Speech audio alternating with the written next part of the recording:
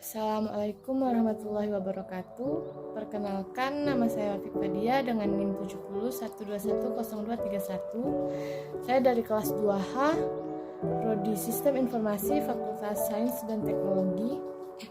Baiklah, di sini saya akan meresensi novel Ayahku Bukan Pembohong.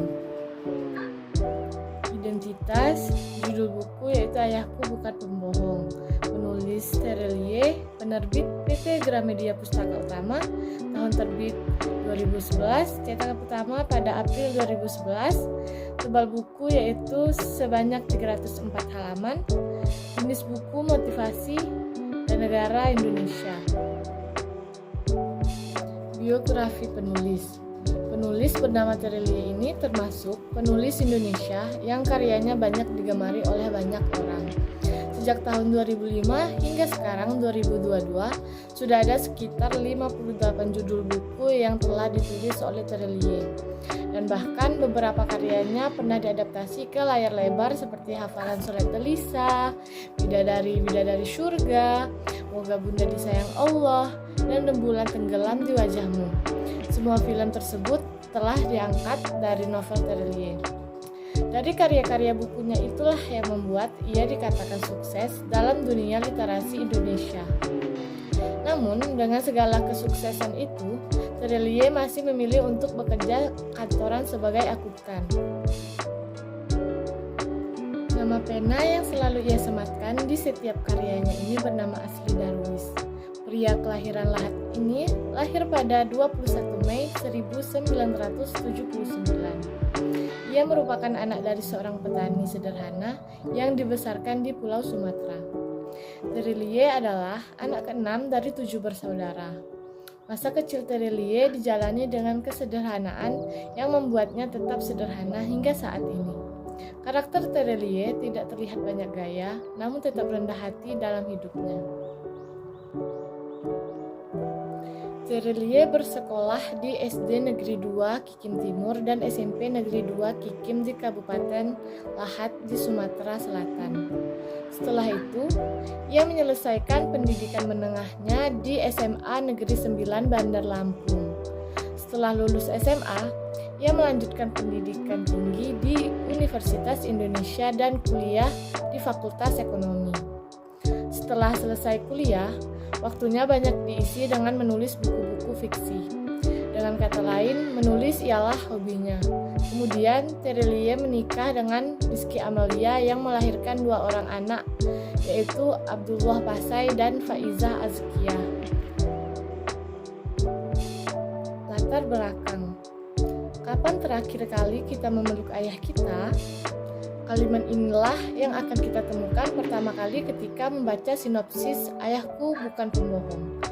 Dari satu kalimat tanya sederhana tersebut, dapat kita tebak menuju mana Terelie akan membawa pembacanya. Dapat kita bayangkan nasihat apa yang hendak beliau sampaikan. Ayah ialah sosok berhati baja yang ingin keluarganya mendapatkan kebahagiaan, walau ia harus bersusah payah untuk mewujudkan hal itu. Sayangnya, usaha keras ayah kadang tidak terlihat transparan hingga dapat ditembus cahaya. Setiap ayah di muka bumi pastilah menginginkan anak-anaknya mendapatkan kebahagiaan sejati. Dalam mewujudkan hal itu, setiap ayah di muka bumi ini pastilah memiliki caranya sendiri untuk mendapatkan perwujudan nyata dari harapannya itu. Kita sebagai anak kadang tidak sadar akan proses-proses perwujudan nyata tersebut, bahkan cenderung meremehkan dan tidak memperdulikannya. Dalam novel ini, Terelie mengisahkan cerita tentang seorang anak yang dibesarkan dengan dongeng-dongeng kesederhanaan hidup.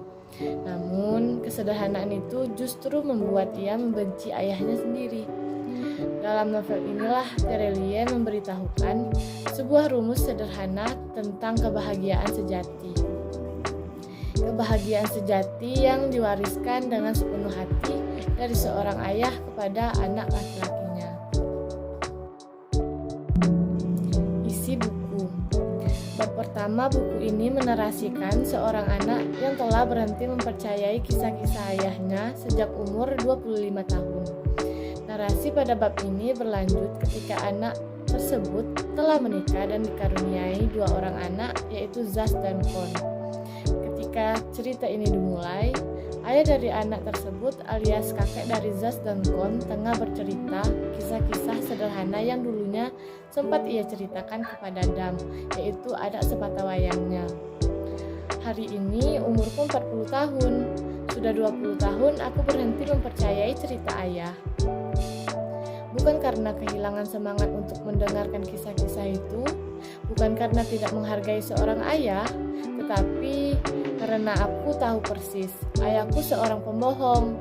Itu barusan kata Dam, anak satu-satunya dari kakeknya Zaz dan Kon, pada halaman 7. Pada bab kedua hingga beberapa bab ke depan akan menceritakan tentang masa 30 tahun yang lalu, di mana ketika ia masih semangat mendengarkan kisah-kisah ayahnya, ketika ia masih semangat mengambilkan ayahnya segelas air putih dan memijat bahu ayahnya, ketika ia, yaitu Dam, masih sepenuhnya percaya dengan kisah-kisah yang keluar dari mulut sang ayah. Novel ini beralur campuran. Pada suatu bagian, ia menceritakan tentang masa 30 tahun lalu, namun terkadang ia kembali menceritakan suasana di mana Zaz dan Kon telah terlahir di dunia ini. Pada bagian masa 30 tahun lalu, Trilia menceritakan berbagai macam kisah aneh, namun mengandung banyak sekali pelajaran hidup yang berarti. Namun tentu saja dalam novel ini yang berperan menceritakan kisah-kisah itu ialah tokoh ayah. Banyak sekali yang ia kisahkan. Banyak pula dari kisah-kisah tersebut yang dapat membantu dan tumbuh menjadi anak dengan kepribadian yang baik. Kisah ayah ini diceritakannya melalui sebuah dongeng dari perjalanan hidupnya. Sang ayah ialah seorang pendongeng yang hebat. Ia bahkan dapat membuat kisahnya sendiri hanya dengan melihat sebuah benda. Hal itulah yang membuat Dam tidak tahu lagi batas dongeng dan cerita nyata atas kisah-kisah ayahnya ini. Namun seketika Dam telah beranjak dewasa. Ia menemukan sebuah buku tua berjudul Apel Emas, Lembah Bukhara, dan Suku Penguasa Angin di perpustakaan sekolahnya, Akademi Gajah. Kisah yang ada pada buku tersebut sama persis dengan kisah yang pernah diceritakan ayah kepada Dam. Sejak saat itulah Dam mulai meragukan kisah-kisah ayahnya. Rasa kesal Dam kepada ayah semakin memuncak ketika ibunya meninggal dunia. Ayah yang ketika istrinya sakit tidak pernah mengusahakan kesembuhannya karena sangat yakin terhadap omongan si Raja Tidur yang menurut Dam juga hanya cerita bohong ayahnya yang mengatakan bahwa ibu tidak dapat disembuhkan dan hanya kebahagiaan yang dapat membuat ibunya bertahan sejauh ini.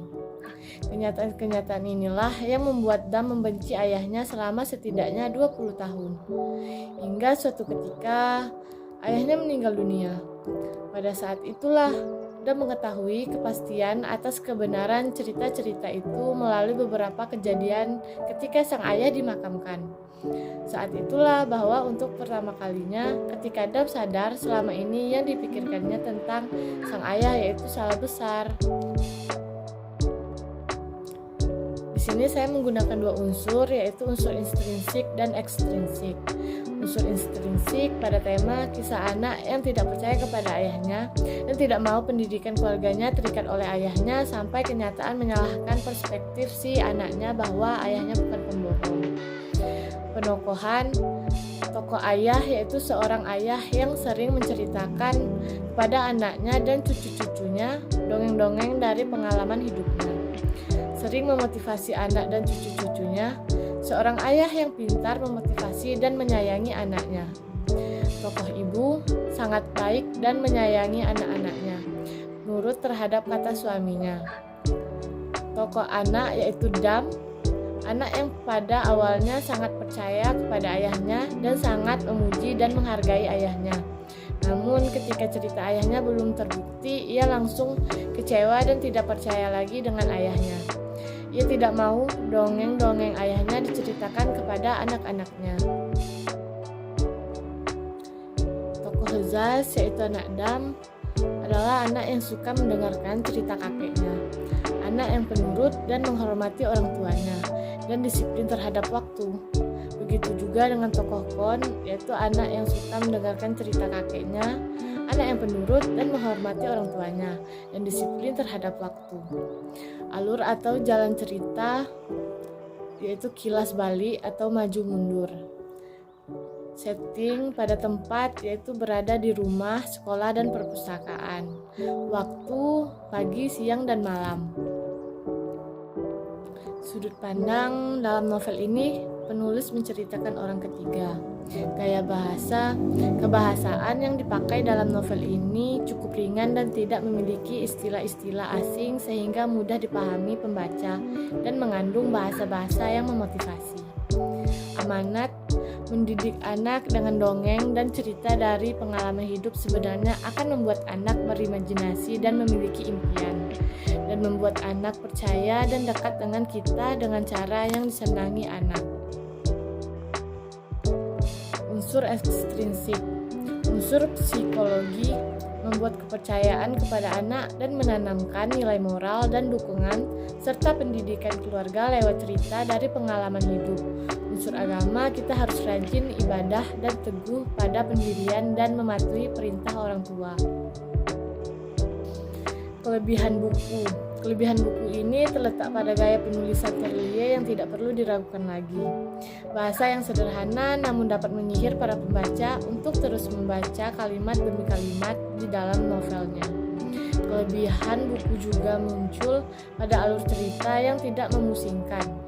Alur novel ini campuran, namun Terelie berusaha membuat pembaca tidak bingung ketika membacanya. Pesan dalam cerita juga dapat diresap dengan mudah oleh para pembaca. Kekurangan buku. Kekurangan buku ini didapatkan dari beberapa hal yang menurut saya sendiri masih menjadi sebuah misteri, namun tidak diceritakan lebih lanjut oleh sang penulis.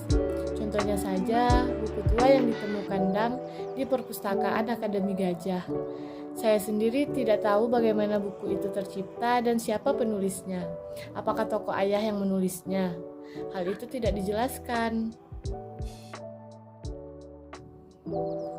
Kesimpulan, novel ini saya rekomendasikan kepada setiap anak yang ingin mengenal sosok ayah lebih jauh lagi. Kepada setiap orang yang ingin menemukan sebuah rumus kebahagiaan sejati. Novel ini tidak hanya mengajarkan kita betapa berjasanya seorang ayah dalam hidup, tetapi novel ini juga mengajarkan banyak sekali pelajaran hidup yang berharga untuk seluruh penghuni muka bumi. Mulailah membaca novel ini dengan hati lapang, dan saat tiba di halaman terakhir, berlarilah secepat mungkin menemui ayah kita, sebelum semuanya terlambat dan kita tidak pernah sempat mengatakannya. Pesan Terelie untuk para pembaca novel Ayahku Bukan Pembohong. Baiklah, itu saja yang dapat saya sampaikan. Mohon maaf bila ada salah-salah kata. Terima kasih. Wassalamualaikum warahmatullahi wabarakatuh.